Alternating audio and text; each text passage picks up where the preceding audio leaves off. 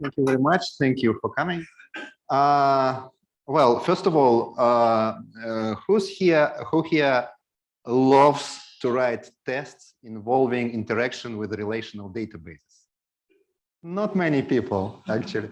I don't like, because this can be tricky, very time-consuming, just really, really tricky stuff. Okay, so let's talk about this today. Thank you, Andrei, for introduction. Yes, I'm an engineer now at a startup called Synthesize.io, located in London, and I also remotely teaching Java at MFTI and in minor university in Tallinn. So what do we generally want from tests? Yes, standard points. We want them to be clean and neat. We want to have them fast running. That was the previous talk about. And I think most important, we want them to be easy to write and maintain so that we don't waste too much time on writing tests, because we are not writing tests for the sake of tests, right? We are writing our product. So we want them to be easy to write and maintain. And I want to explore some possibilities today. Not promising you much, but maybe you will get some ideas. Okay, since we are at Java user group today, the technological stack is well expected here. We are writing backend in any JVM language and using Spring. So today tests will be involving Spring, using relational database. So relational, no NoSQL databases, no fancy, I don't know, message queues today. Just good old relational databases. And probably you're using some REST or gRPC or whatever to interact with your front end or other services. But actually, this is out of scope for today. The architecture, well, I will show you some toy project, some very simple project to just to illustrate the concepts. So the architecture of this project is very traditional one. I think very well known to everyone here. So it's just relational database, and we have a multi-layered backend with layers like data access objects, service layer, controller layer. Layers might be different in your circumstances, but they do exist. And then we have some API for something else, for front end and maybe other services. And before we start, let's decide on terminology, because terminology can be slippery. Various people in different circumstances, they call tests different names. I think it's clear that this is an end-to-end test, because we are just testing where if we automate browser, we are testing everything from page to database. So this is end-to-end test. But if front-end is out of scope for us, if we're just back-end development team, for example, or we don't have any front-end, then we would like to test our API. RESTful or not RESTful, any will do. So our external API. So in some circumstances, we call it integration test, because we're testing integration of database and our component. In other circumstances, we call it E2E, because from the point of view of our team, it's end-to-end. I think everybody agree on what unit tests are, right? So when we are using just program interface and using mocks to substitute other components. But these are not the tests that I'm going to talk about today. Today, I'm going to talk about these ones. Sometimes they called component tests. In some circumstances, I heard people call them integration and even unit tests. Why? So what do we have here? We have a database, and we're running it using TestContainers. And we are not spinning up the whole huge Spring context, so that we might just don't need to cache it or whatever. So we just spinning up the slice of Spring context that we are going to test. And we are using program interface, not REST interface, to test this stuff. So since we are using program interface, someone called this even unit tests, but since we have database involved, a real database running in test containers, somebody call them integration tests. So these are the tests that I'm going to talk about today. And of course, the crucial part here is test containers. Do we have people here who heard about test containers for the first time today? No one, nobody actually nobody. Yes, at some audience there are people, but not very much, not very many people, because I think, yeah, it's a ubiquitous way to test now. They appeared in 2017 and they changed the way we do integration tests and component tests and tests like this. But can we do a little bit better? Let's see. The application that we are going to test uses this very simple database schema. So this is an application for imaginary conference program committee. So we have entities called talk, conference, and speaker. And we have two kinds of relationships, one-to-many, because conference can have many talks, and many-to-many, because we have speakers and we have talks, and the talk can have two speakers or more speakers, right? And each speaker can present more than one talk. So that's many-to-many relationship. And although this schema is extremely simple, nonetheless, it's quite restrictive to the data that we can put there. Because if we want to test something related to one talk, we still need to fill up all the tables and conference and speaker and talk speaker and so on and so forth. So I think that most of you are familiar with the case when you have to test something involving, I don't know, address, and you just need one address entity, but you need to fill up, I don't know, streets and cities and countries and whatnot, just many tables to test only one entity. So we have some difficulties with test data, with filling up test data, and let's see how we can approach like testing of this stuff. And we are going to test only two methods in this application. I'm not even going to show you the implementation. I think everybody here is able to think of some implementation of this simple application. We are going to write and show and run tests. So first one is quite commonly needed for get handlers for our controller. So get talks by conference, where we're having a conference object and we want to extract all the related talks. So the result must look like this. So we must join all the related speakers and everything must be related to the conference that we queried. So be it objects or JSON, doesn't matter. We just want to check that we're joining everything correctly. And the second and the final test that we are going to write only two tests. It's going to check business logic.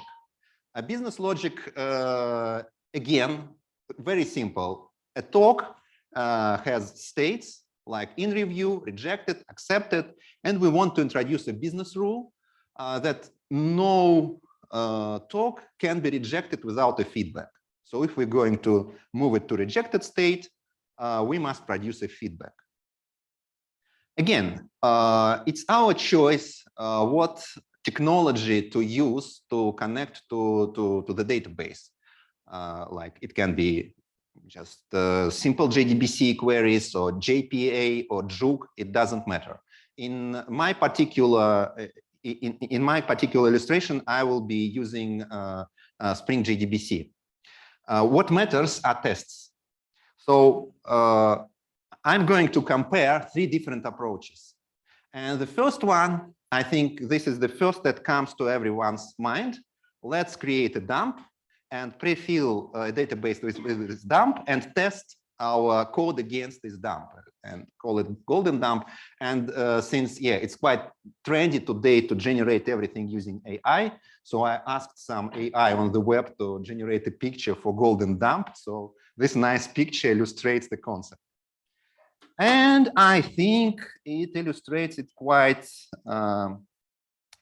quite well because yeah, you see we start with a dump, and you see it's dump and it's golden. So it's a lot of SQL code. So usually we need to include in this dump our schema, because we are going to run it on empty database before tests. And also some data. Where do we get this data? Well, it depends. We can take even copy of production database and use some subset, or we can just ask ChatGPT to generate it. Anyways, we need to get this initial dump here. And how are we going to test? First of all, we are not going to run the whole Spring context. So we are using this trick with stop configuration. Who uses stop configurations to set up just a part? Nobody. Okay, but that's actually that's a topic for a separate talk. Actually, those who speak Russian, who understands Russian, you can watch some talks of Kirill Tolkachev about testing in Spring Boot and testing just partially, the context just partially. So the context that we need to test is not all the objects. So we're not testing controller, for example. So we spin up only DAO and service layers in our application. And we have some test configuration, and the crucial part here is that we have this init script that we propose for test containers to just to run before the start. Afterwards, we can apply our migrations, Liquibase or Flyway. But yeah, here we are using this script. And what do our tests look like? They look like this. Lots of work, actually. So I think if you write a test like this, I think it's good enough for a whole day of work. And so lots of lines of code. And we assume what? We assume that some conference, and here it's extracted, is just a constant extracted, like with ID, with given ID in our dump, has this talks with these properties. So we're asserting them. And what's the problem here? These tests are extremely fragile. So if we run it now, it will be green. But if we just change something in our tests, run it now. Yeah, it will break, and it will be not very easy to fix. Like, don't be. Let's add some exclamation marks here, right? And if we rerun, of course, it will fail. But this is not because our code failed, right? The code is still good, but we need to adjust our tests. And I think many of you just came across this. So you're changing something, and then you're adjusting tests just to make them green, although the code in question is not broken. It's still okay in many circumstances. Like I'm doing this for E2E tests, for example, for your browser automation tests, when you're introducing some object, some user, and you are checking name of this user, for example. We can cut a corner here using a library called approvals. Who here use approvals or knows about it? No one. Okay, let me show you. It's a really simple thing. So what do we do here? We're just getting talks by conference. And well, actually, since the result here is a set, so it can be iterated over. Just the order can be not consistent. So we are just converting it to array list and then sort it according to ID, so that result will be always consistent. Then we use this single line of code, verifies JSON, and let's rerun the tests and see what we have here. It runs and it's going to fail, but it automatically starts a merger utility for you. So it just magically knows about all the merger utilities there are in the universe, and it will start your favorite. And it says that previously you approved this result in JSON form from your method, but now the result is following. So you can see with your own eyes, is it okay or not? So you see the structure is okay, and you still all the data is joined, right? So what you are doing here is just saying that you want to use this text block, save it, and rerun. And the second test is going to be green. So it's magic, and but of course not no magic here, because you see this JSON file. This JSON file is located in our code, so we are going to commit it.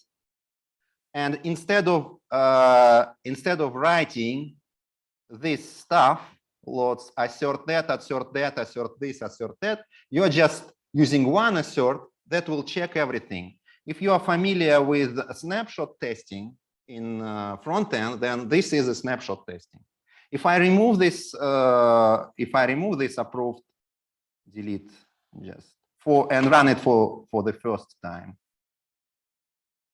it will fail because there is no approved version. But it automatically shows me what my test returns, so that I can just use this whole file, save it, and the next run will be green. So this is how I can test time on. So this is how I can cut time on tests like this, on writing tests like this. Okay, what about business logic? If we want to test some business logic here, again, we need some assumptions about our test dump, right? So we know that this talk, this ID represents a talk with a feedback, so that we can change status to rejected and everything works. And this is a talk without a feedback. Somehow we know it just by exploring our golden dump. And here we are catching some error and see that message containing feedback and so on and so forth. So this is how tests with golden dump look like. Okay, let's summarize the pros and cons. The first advantage is that it's a straightforward approach. I think it's just the thing that comes to everyone's mind when you think about testing your database, interaction with your database. It can be fragile, right? So you are moving on, you are evolving your database schema, and this is just detached from maintaining this golden dump. So init script can significantly diverge from the actual schema if you are using automatic migrations, or you have to change the dump each time you change the schema. SQL code is obscure. Like, what does this mean?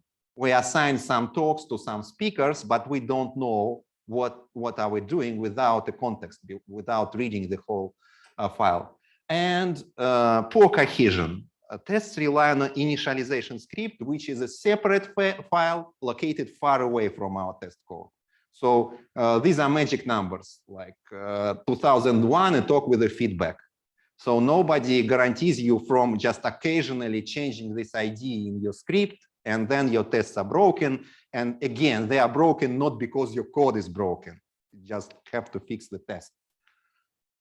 And yeah, asserts like this. So what do we check here? Actually, we want to check the fact that everything is joined, but too many details from the dump is leaking to the code. Okay, so yeah, it might be easy to write for the first time and start with, but it's time consuming, it's hard and time consuming to maintain. Okay, what can we do in this scenario? Since I told these words, coupling and cohesion, how do we fix these problems? With design patterns, of course. Sorry. And I want to count lines of code. By the way, you might say that lines of code is quite an arbitrary metrics, but it approximately reflects the time that you spend on writing this stuff. So for golden dump, the total count is 150. Okay, now let's move on to design patterns. And the design pattern for testing is object mother. The NR is the mother of objects. And yeah, this is what artificial intelligence just painted me when I asked them to paint an object mother. By the way, all the examples are available here on GitHub, and after the talk, you can explore it. Okay, let's be precise, and let's do some beautiful code with design patterns, as we usually do all the time, right? Okay, so what do we need for this? We need for this just object mother is just a huge factory, right? For all the objects that we need. And of course, first of all, we need to invent the values of our objects. Here they are constants, but you can use libraries like Java Faker. You just can, they can be arbitrary. They can be, in this case, they can be random actually. But here they are constant. But what's important are not these objects. What's important are meaningful names for factory methods, like JPoint talks returns all the talks that belong to JPoint conference. A talk with feedback returns a talk containing feedback, talk without feedback. And actually these factory methods, they simplify the testing code quite a lot. So what about,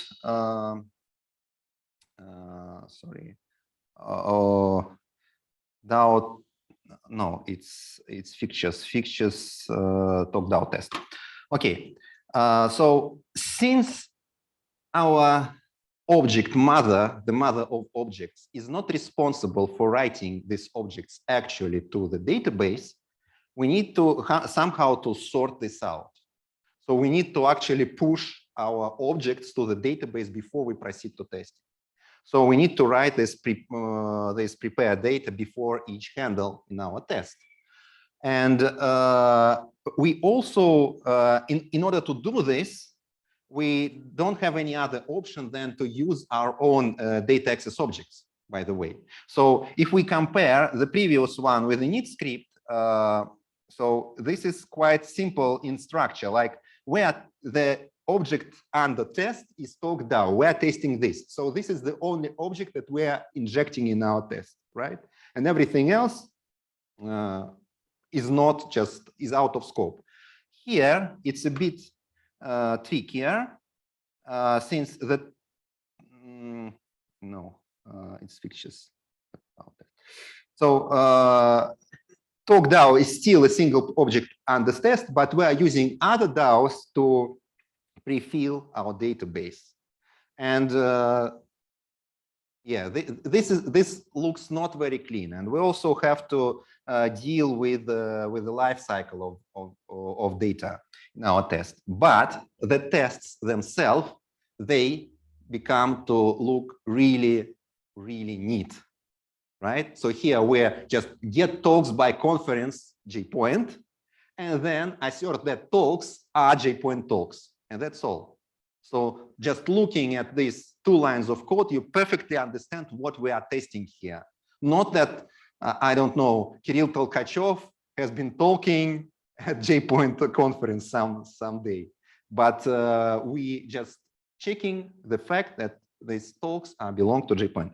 And if we are talking about service test, again, it becomes very, very good looking, like get ID of a talk with a feedback, change its status, and check that everything is okay.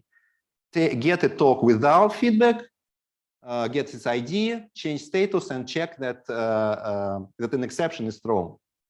So actually, these tests, of course, are more readable and easier to maintain.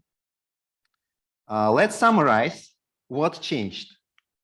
First of all, since we don't have any SQL script, we totally decoupled our tests from schema migrations.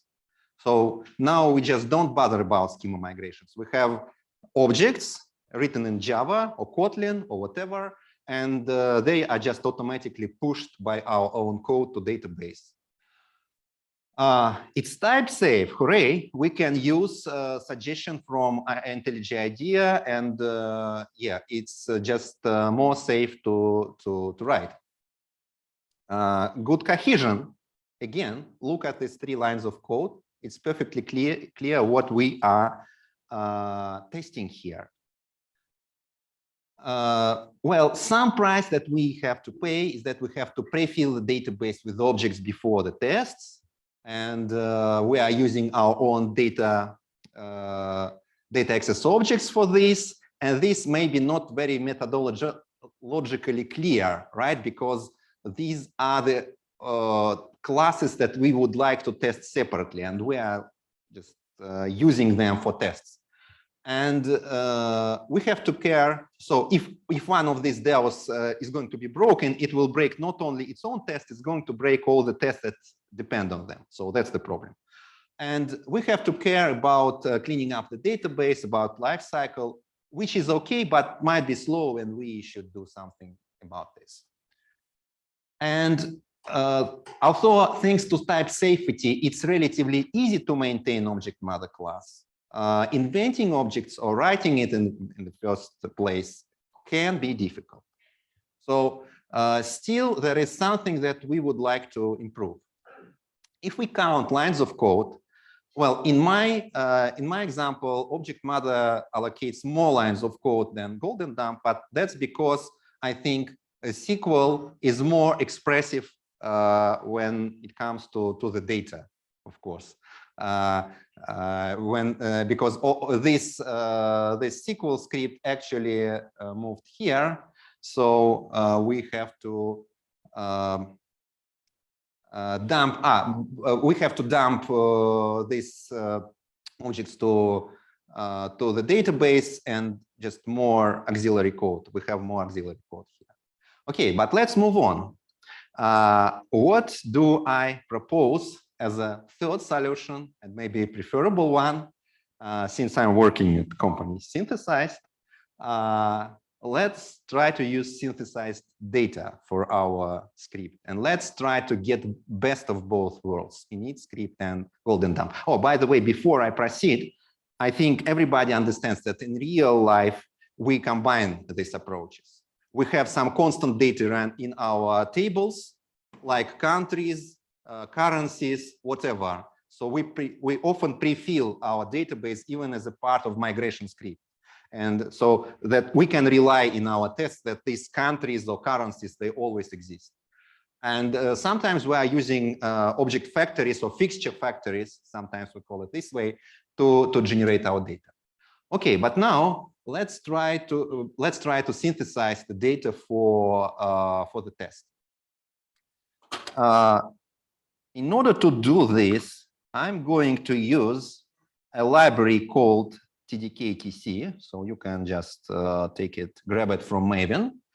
And what it does, it's just a wrapper for, it's just a TDK means test data kit, TC means test containers. So it's a wrapper about test data kit for test containers integration. And for this, a config is a little bit different because we need to spin up an input database with a schema, and then we have to transform it into an output database with schema and data. And we need to provide a configuration for our synthesizer, telling it how are we going to synthesize the data. So the most important here is that the mode is generation. Well, we have actually no suggestions. well, it's broken. The mode is generation, so we are going to generate from 0 for 10 records for each table. Default config section means it works for each table. So 10 rows for each table, please. But in one of the table, we have a column status, and we cannot just put a random data in this column because otherwise it won't be deserialized. It won't be just read as a status actual. So we say that a column status, please generate, use so-called categorical generator to select one of these categories using these probabilities. The probabilities are the same. So we have for categories here. And the global seed. Global seed means when we run the same configuration with the same global seed, it will give us the same result, so that our tests will be always reproducible, repeatable. So before we look at the test, let me put breakpoint, and let me just stop and look into the database contents that we will have. Now is it running? What? Debug.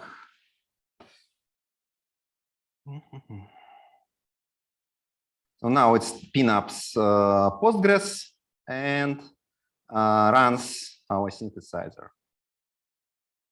And when it runs it, yeah, okay. So let me, yeah. So this is the contents, the actual contents of the speaker table after data synthesizing.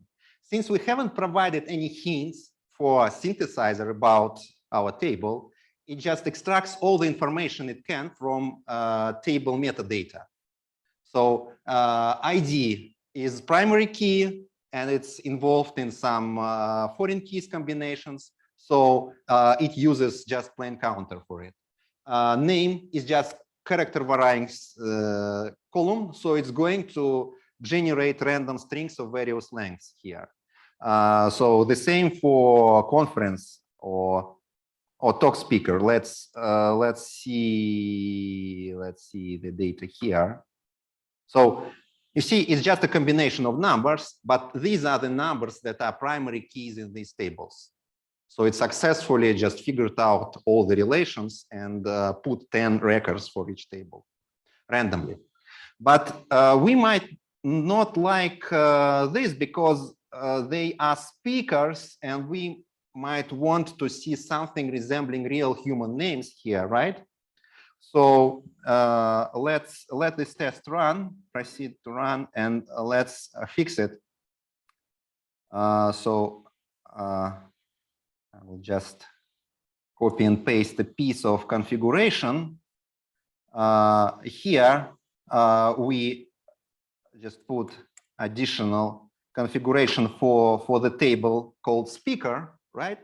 And we say that in its column name, we want to use a person generator, and let's format the output like first name, last name. We can use person generator for a number of columns and put first name in first column, last name in last column, gender in third column, and so on and so forth, address and so on and so forth. So let's rerun and see what happens now. So it has to stop on the breakpoint, and we'll log into to our test container and see what we have. So okay, it stopped now. So let's rerun. Yeah, connection lost, but yeah, when it's reconnected, we see like human names in this column. So it can be names, addresses, UUIDs, and lots of other stuff that can be generated if you need this. Okay, so let's proceed with the test. So how do tests with a database like this might look like?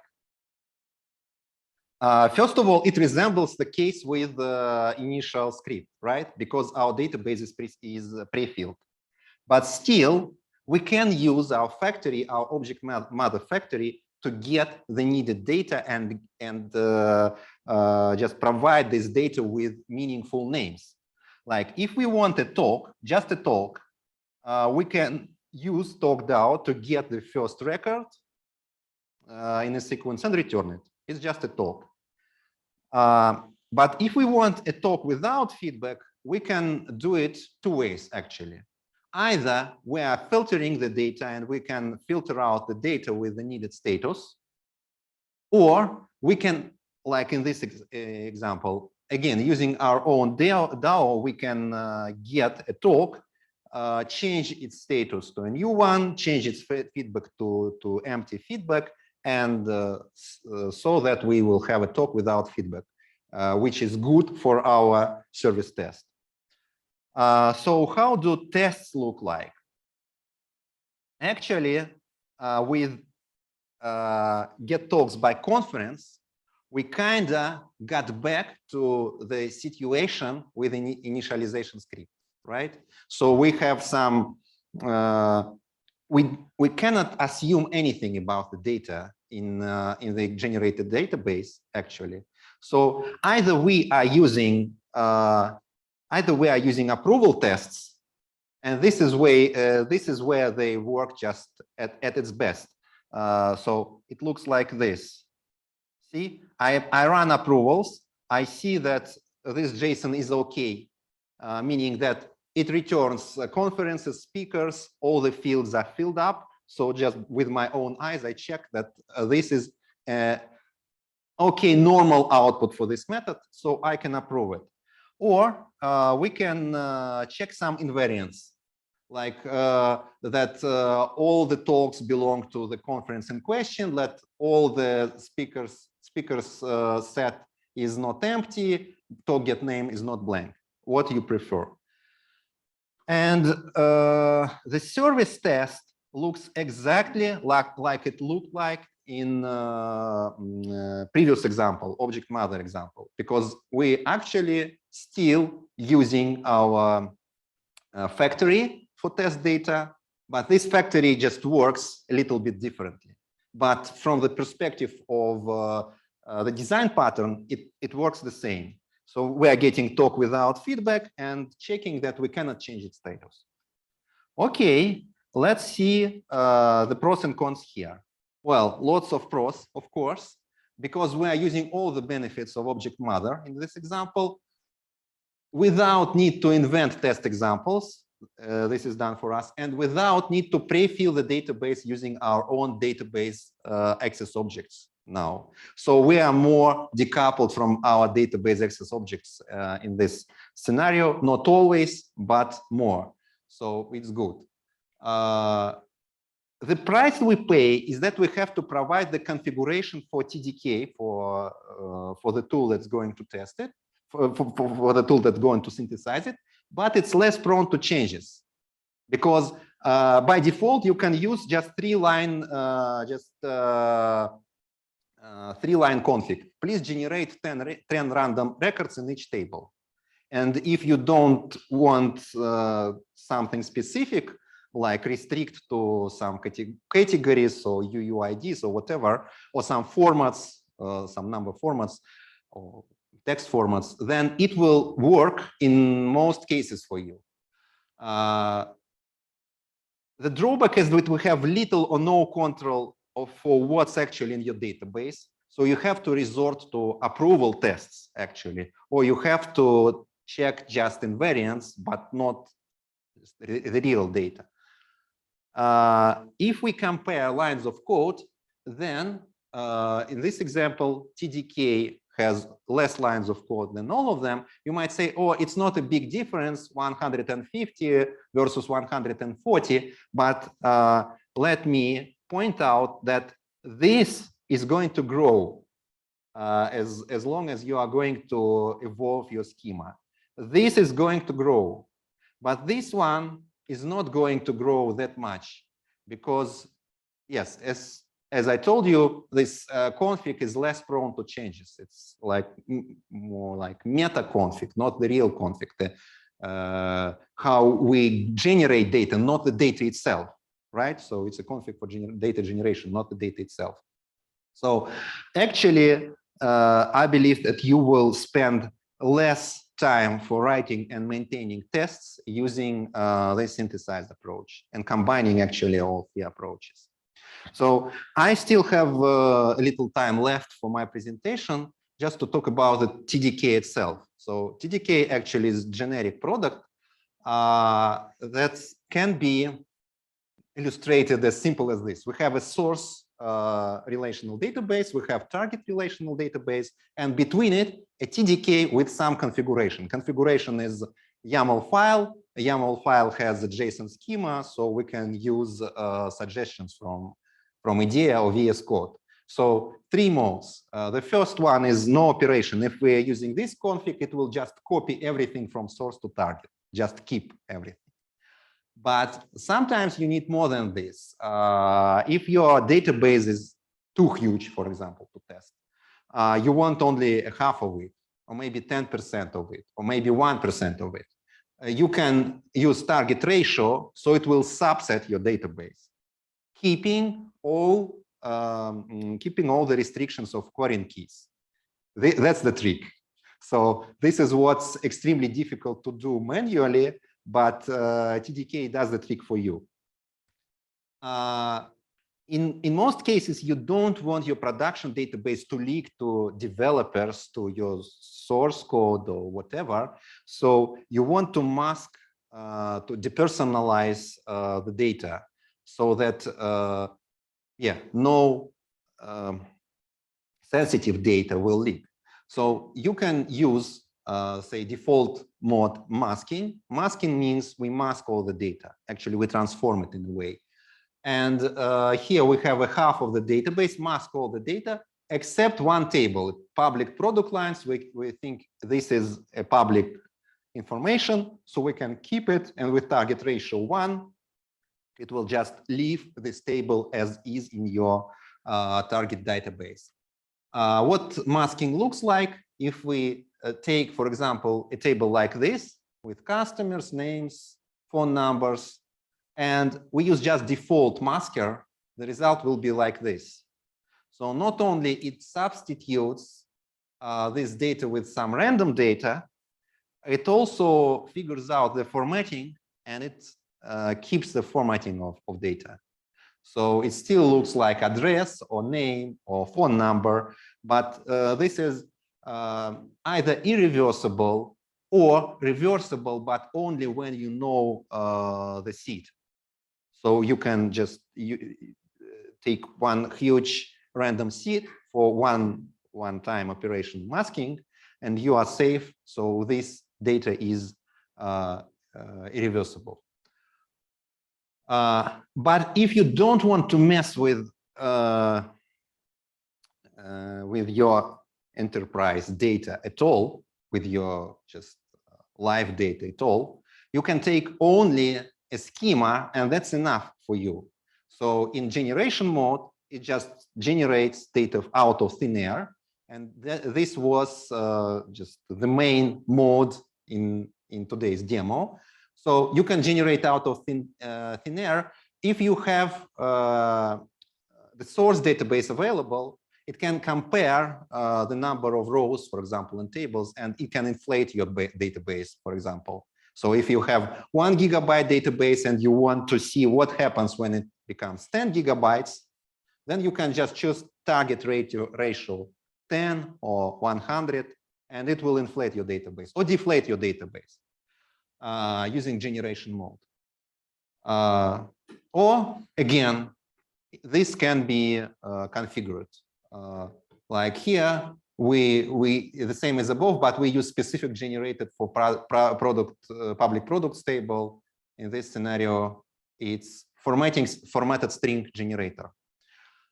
We have about a couple of dozens generators and maskers available for many specific cases, and all of them have nice reference, so you can just read what each generator particularly does. But most commonly used, of course, categorical generator, person generator, address generator, so on.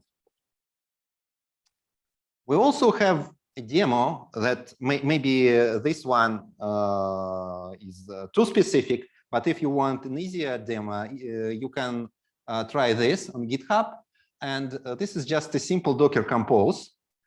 You do Docker compose build, Docker compose run TDK, and it fills up a Pagila demo. Pagila is a test database for Postgres. So it has about 15 tables. And by default, it populates it with 100,000 records per table, or for some specific tables, less records, but for most of them, 100,000 tables from zero. And you can then utilize this synthesized data for whatever purpose you like. Okay, that's pretty much it.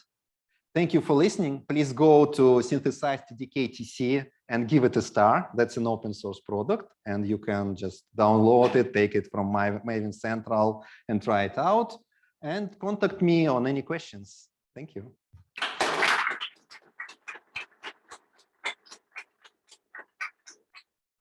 Questions time. Possible to write your own generator? Not yet right now, but I think that's feasible. So if we have a request from the users to be able to write own generators, then yes, we can have plugins. Will it be available on MongoDB or non-relational DB? Currently, we are working only for relational databases. It's very relational database specific, but yeah, we are aware of just needs of MongoDBs and non-relational stuff.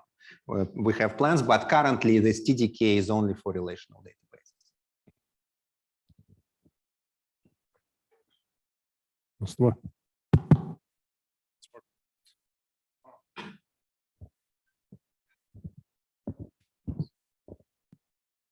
For example, we have a system.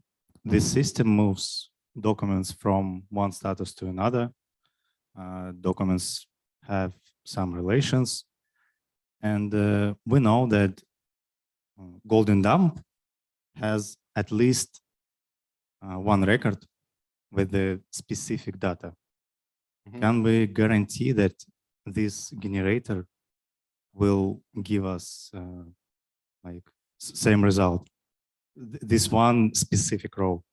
Yeah, again, if you want just one row in your database for test, maybe generating it is not the best idea, because you can just write a golden dump of one file, one line of code, or just an object model with just one line of code.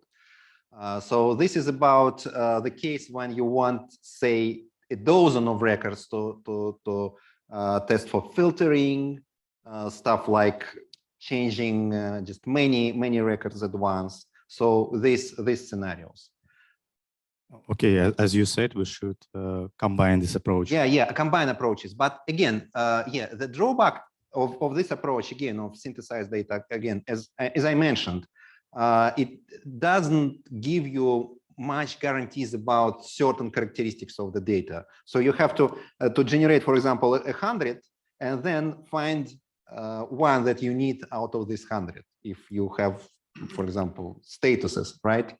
Or you take just an arbitrary one, change it, push it to database, and then return it for the test. Like you're changing only status, but everything else, dozen of your columns, they are pre-filled by generated data. So yeah, it works. And one more question: do you always use light them on ID? I just want to know that I'm not the only one. Sorry, light light them. It's for because the slides themselves are light, so that not. So I'm the only one. Okay, thank you. You are not the only. Actually, I prefer it.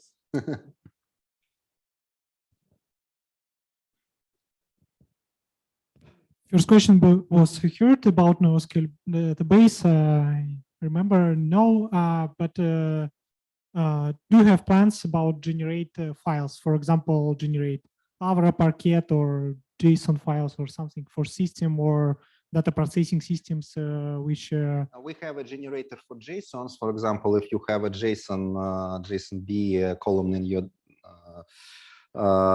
Postgres, we have a JSON generator. You can provide a schema, and it can generate JSONs according to the schema. But that's again, everything is for Postgres. But yeah, we do realize that there's a huge demand to go out of like relational databases world here.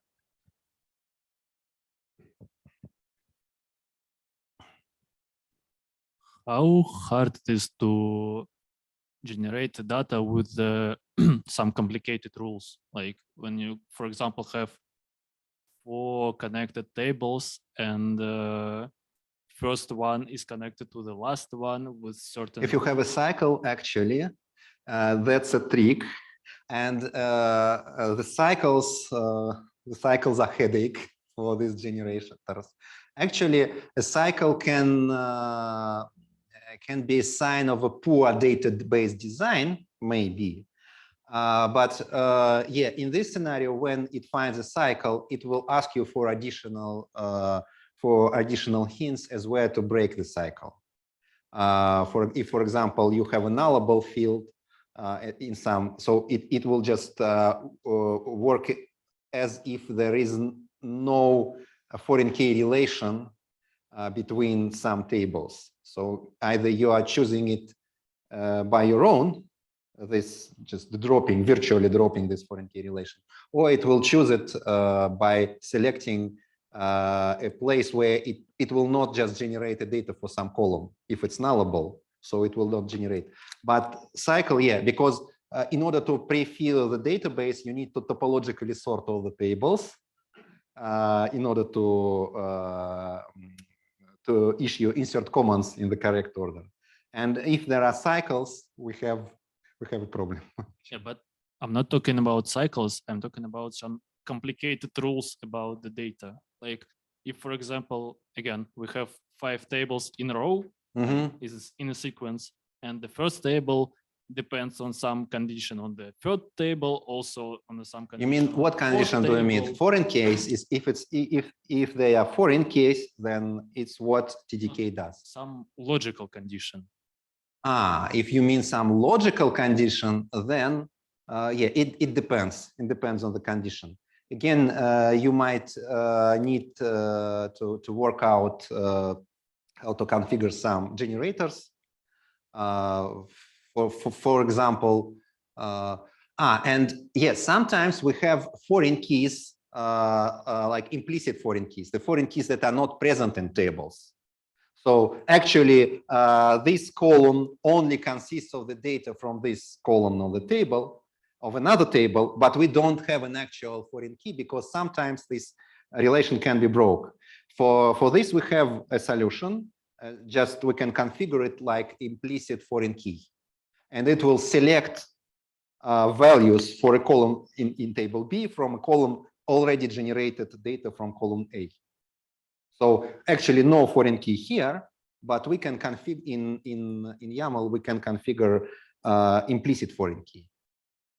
Yeah, but I'm talking more about cases like the value of the first table depends on the value in the second table, and it's not depends a foreign key. Depends in what sense? For example, you presented like the feedback can be provided only is required when the status is rejected. You mean I see. In this case, okay. So yeah, it depends actually. For some simple cases, you might use a generator that's working on a set of fields. For example, if you have like a person and well, there are girls' names and boys' names, and we have a field gender. So this uses this approach, like the male gender will be associated with boy's name. So if I don't know, if you are using addresses and there's address in I don't know, in Limassol, so it will use just trees from Limassol database. So in general, I'm afraid we don't have this one, but nobody asked us about this one. Okay, got it. Thank you. I see you are interested. You have to try. And Yeah, give us feedback actually. So we are really interested in yes, taking feedback and developing the stuff people need. I would like to ask the question for a friend. Yeah. There are a lot of examples in English language. Is it possible to generate data in something other, maybe Greek? We are in Cyprus. In Greek, I think I failed, but if we are going to docs, synthesized IO, let me show you what we actually can. So these are reference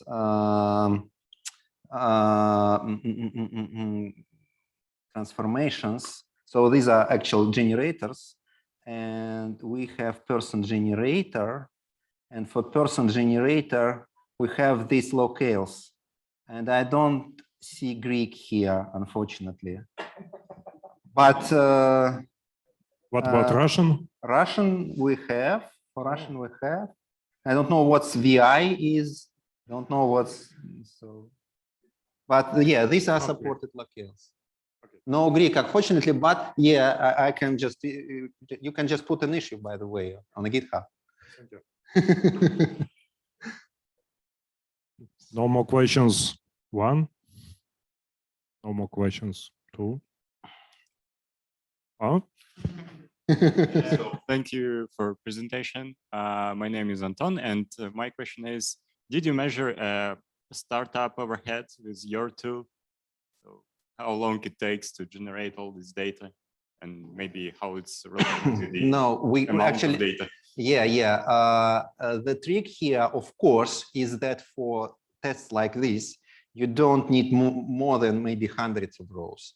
And as you can see, for normal schemas, hundreds of rows, it takes a couple of seconds for TDK. Of course, if you need more, it will take more time.